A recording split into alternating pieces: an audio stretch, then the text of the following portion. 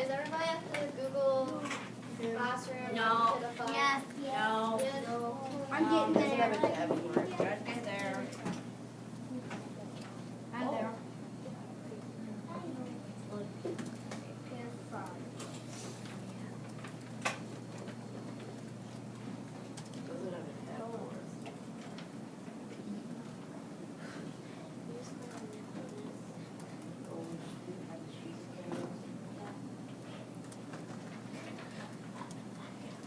Everybody should have a piece of paper and write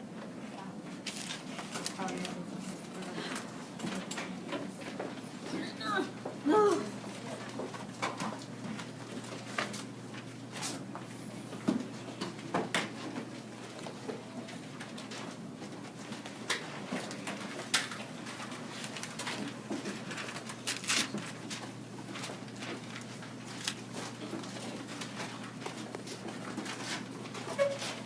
Everybody should also be on super science.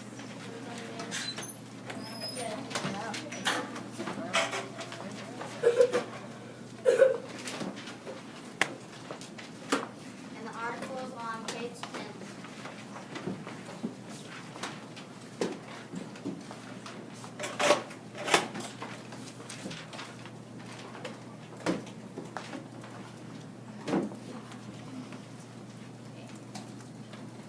First, I want you guys to go through and just look at the pictures and the headings and everything, and tell me what you know from just looking at it. What you already know about it. Write it down.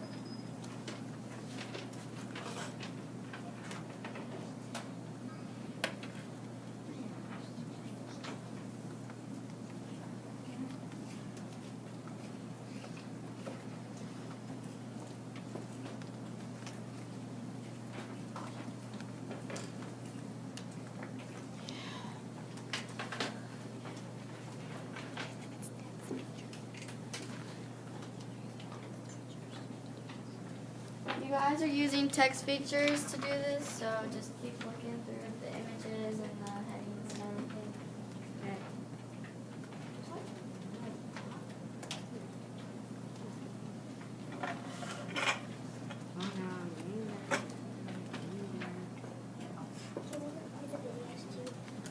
Yeah, you guys are more than welcome to watch the video too. Yes.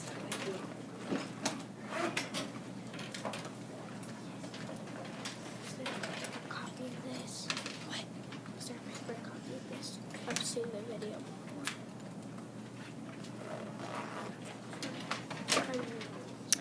Glass misses all of you can borrow one of our devices. Miss Jenna took mine.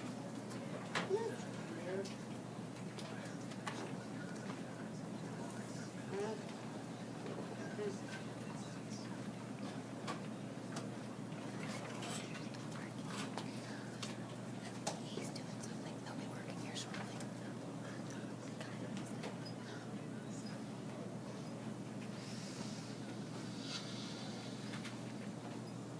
Do any of them work?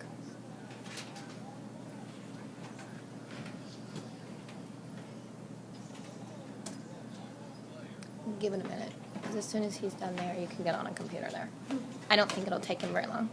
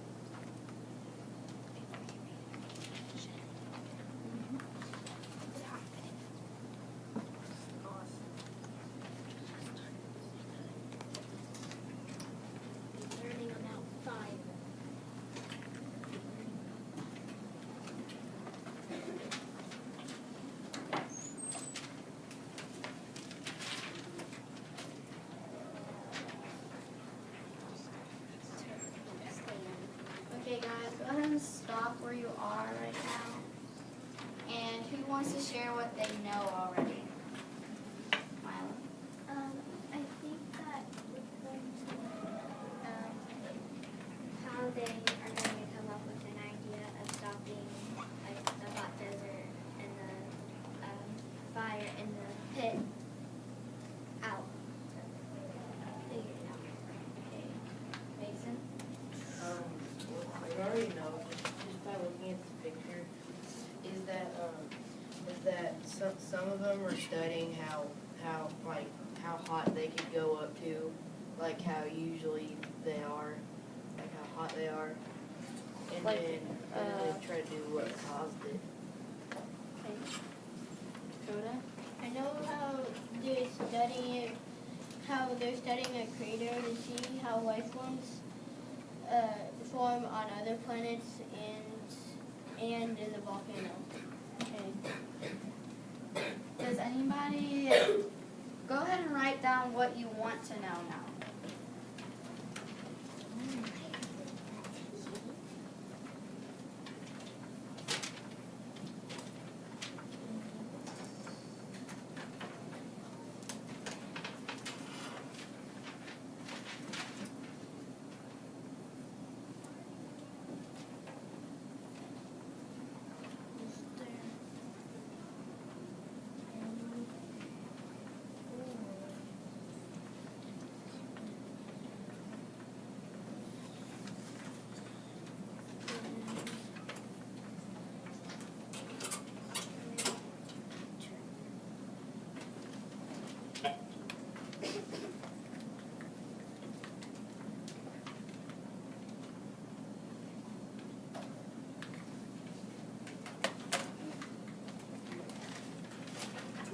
Okay, who wants to share what they want to know?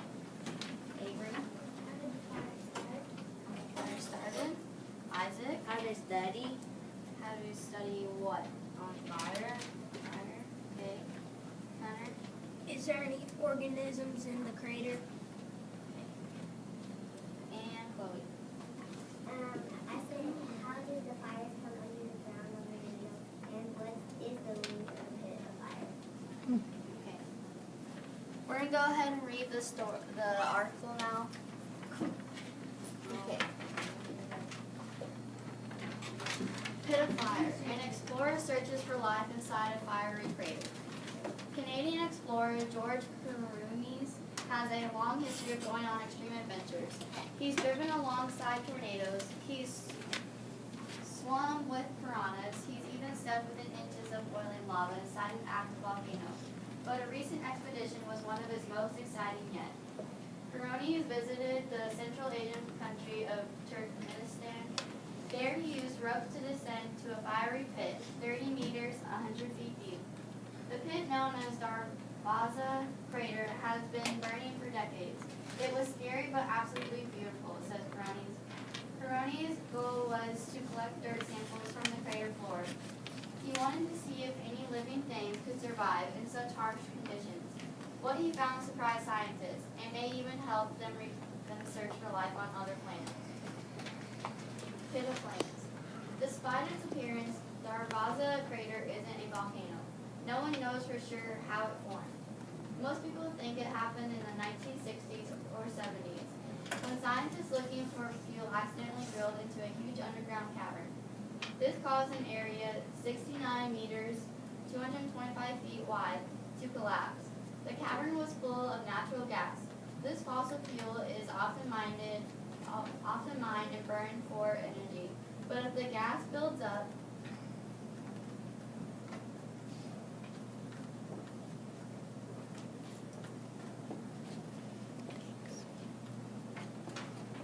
in the air, it can be dangerous.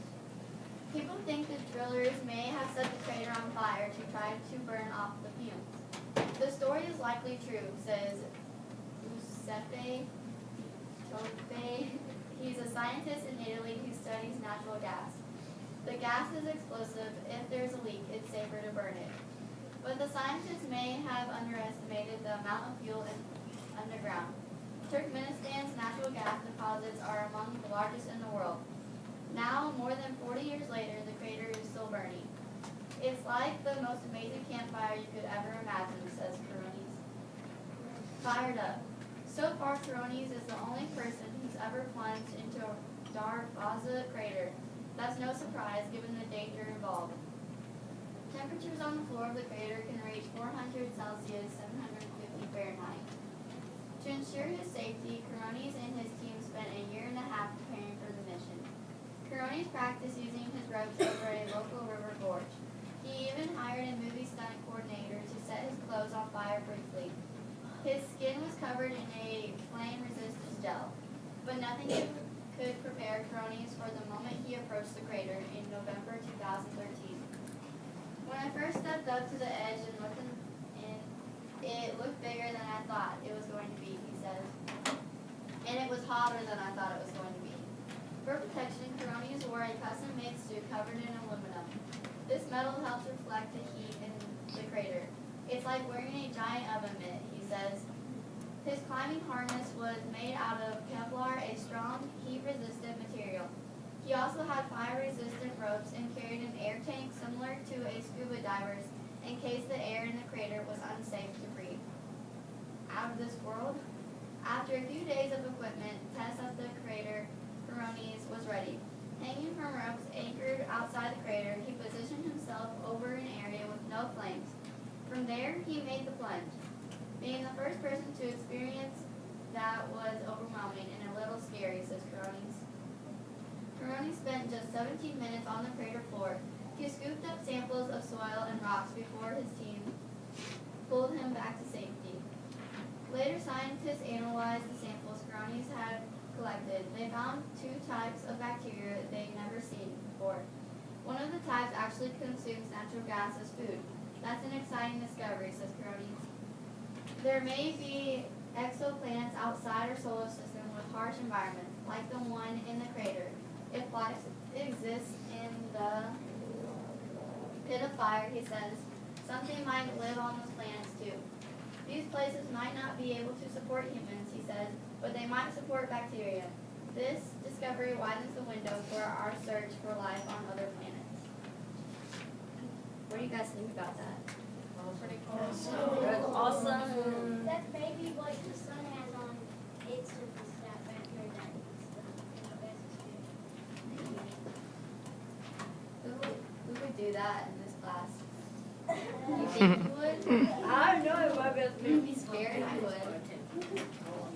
That'd Oh, be well,